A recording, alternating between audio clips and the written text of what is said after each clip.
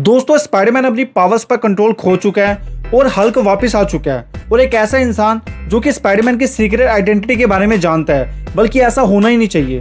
Believe me, इस trailer के अंदर बहुत कुछ छुपा हुआ है। ट्रेलर की शुरुआत होती है स्पाइडरमैन के गिरने से और यहीं से समझ आ जाता है कि पीटर के अंदर कुछ बहुत ही गलत हो रहा है। इसके बाद हमें स्कॉर्पियन और स्पाइडरमैन की एक बहुत ही ब्रूटल फाइट देखने को मिलती है, जहां स्पाइडी अपना कंट्रोल पूरी तरह से लूज कर देता है और वह स्कॉर्पियन को बुरी तरह से रगड़ देता है। एक चीज आप नोटिस करना, जब भी स्पाइडी की आंखें ब्लैक होती हैं तो उसकी पावर कई गुना बढ़ जाती है। इसके बाद पीटर एमजे और नेड को सोशल मीडिया पे स्टॉक कर रहा है और उनको काफी ज्यादा मिस भी कर रहा है। फिर पीटर अपने वेब शूटर को यूज करता है, लेकिन वो फटके टूट जाते हैं। तब उसके साथ साथ हमें भी रियलाइज होता है कि अब उसके ऑर्गेनिक वेब से निकल रहे हैं। अपनी बॉडी के अंदर हो रहे इन अजीब चेंजेस को समझने के लिए पीटर ब्रूस बैनर के पास जाता है। बैनर पीटर से कहता है, अगर उसे मेरे हाथ में ये मशीन ना दिखे तो भाग जाना। पीटर का सवाल सिंपल सा है कि डीएनए म्यूटेशन की कमियों को हटाकर क्या उसकी सिर्फ खूबियों को नहीं रखा जा सकता। ब्रूस बैनर कई सालों से यही करने की तो कोशिश कर रहा है, तभी तो उसने प्रोफेसर हल्क बनाया था, लेकिन हमें पता है कि ये इतना इजी नहीं है। लेकिन बैनर का जवाब और भी ज्यादा डीप है।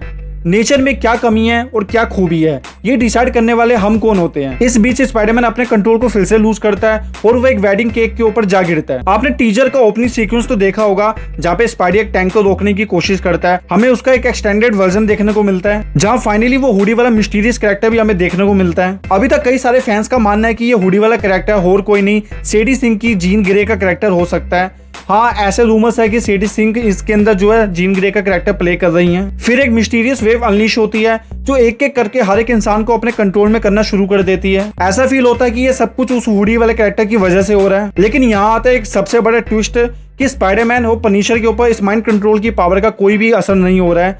स्पाइडरमैन का तो मुझे समझ में आता है कि उसके पास स्पाइडी सेंस है कि वो खुद को इन पावर से बचा सकता है, लेकिन मुझे पनिशर का समझ में नहीं आ रहा। वो तो एक नॉर्मल सा ह्यूमन बीइंग है, तो इन पावर से उसका माइंड कंट्रोल क्यों नहीं हो पा रहा। ये अभी भी एक बहुत बड़ी मिस्ट्री है। और सबसे इंटरेस्टिंग बात तो ये है कि स्पाइडरमैन इस माइंड कंट्रोल पावर को देख सकता है कि वो कैसे एक इंसान से दूसरे इंसान की तरफ जंप कर रही है। उसके बाद हम पीटर को नेड के रूम में देखते हैं, जहां हमें नेड का रिसर्च बोर्ड देखने को मिलता है, जो कि स्पाइडरमैन से रिलेटेड कई सारी चीजों से भरा हुआ है। ऐसा लगता है कि नेड भी पता करने की कोशिश कर रहा है कि स्पाइडरमैन असल में है कौन। और फिर होती है एमजे की एंट्री।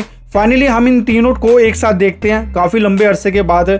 मुझे काफी अच्छा लगा, लेकिन एमजे का बॉयफ्रेंड बन चुका है, जिसे देखे पीटर की काफी ज्यादा जलती है, साथ में मेरी भी। ये सेम सीक्वेंस हमने टीजर में देखा था, लेकिन हमें ट्रेलर के अंदर उसका थोड़ा एक्सटेंडेड वर्जन देखने को मिलता है। मेरे लिए ये वाला सीन ट्रेलर के बेस्ट मोमेंट्स में से एक है, जहां हुडी वाला कैरेक्टर माइंड कंट्रोल लोगों के थ्रू स्पाइडरमैन से बात करता है और इनडायरेक्ट वे में उसे धमकी देता है कि वो एमजे से मिलने के लिए जा रहा है। मतलब उसे पता है कि पीटर पार्कर ही स्पाइडरमैन है, जो प्रैक्टिकली इम्पॉसिबल होना चाहिए, क्योंकि नो वे होम के बाद पीटर की आइडेंटिटी के बारे में किसी को भी पता नहीं होना चाहिए। मैं कह रहा हूँ ये हुडी वाला कैरेक्टर बहुत ही ज्यादा डेंजरस होने वाला है। स्पाइडी के लिए इतना ईजी नहीं होगा इसको टेक डाउन करना। और फिर आता है इस पूरे ट्रेलर का मनी शॉट, जिसके लिए मैं काफी ज्यादा एक्साइटेड था। पूरे 8 साल के बाद हमें फाइनली सैवेज हल्क देखने को मिलता है। पीटर बैनर से मिलने के लिए जाता है और उसे वहां पे वही मशीन मिलती है जो कि बैनर को हल्क में ट्रांसफॉर्म होने से रोकने के लिए बनी थी, लेकिन अब बहुत देर हो चुकी है।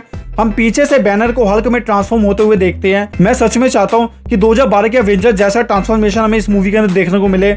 मजा आएगा देखने में। एक बात बताओ, इस पूरे सीक्वेंस को देखते हुए मुझे ही ऐसा फील हुआ या आपको भी ऐसा लगा कि हल्क की हेड पहले से छोटी नहीं लग रही है? इसके जस्ट बाद एक बहुत ही आइकॉनिक शॉट देखने को मिलता है, यानी हल्क का iconic infamous thunder clap. Trailer के एंड में पीटर एमजे को बचाने के लिए उसके पास जाता है और उसे पनिशर के पास ले जाता है, क्योंकि पनिशर इकलौता एक ऐसा इंसान है जो उस माइंड कंट्रोल की पावर से इम्यून है। स्पाइडी के वहां से जाने के बाद एमजे पनिशर को ताना मारती है, क्या तुम उसे अकेले जाने दोगे? और फिर हमें हैंड के मेंबर्स और स्पाइडरमैन के बीच एक बहुत ही बढ़िया फाइटिंग सीक्वेंस देखने को मिलता है, जो विजुअली काफी ज्यादा आई प्लीजिंग लग रहा है। आखिरी मोमेंट्स में स्पाइडरमैन और हल्क एक बिल्डिंग से नीचे गिरते हुए देखने को मिलते हैं, जहां स्पाइडी ने हल्क को अपने वेब्स के थ्रू बिल्डिंग के मलबे के साथ बांध के रखा है। उसके बाद स्पाइडरमैन कुछ सोल्जर के साथ मस्ती मजाक करते हुए एक्शन मोड में नजर आता है और फिर इस धमाकेदार नोट पर ट्रेलर खत्म हो जाता है। आप बताइए आपको ये ट्रेलर कैसा लगा? सच बोलूं, मुझे ट्रेलर सच में माइंड ब्लोइंग लगा। मतलब कि जैसी एक्सपेक्टेशन थी उससे काफी ज्यादा फार बेटर हमें प्रेजेंट किया गया है। फाइनली हमें सैवेज हल्क का लुक देखने को मिला,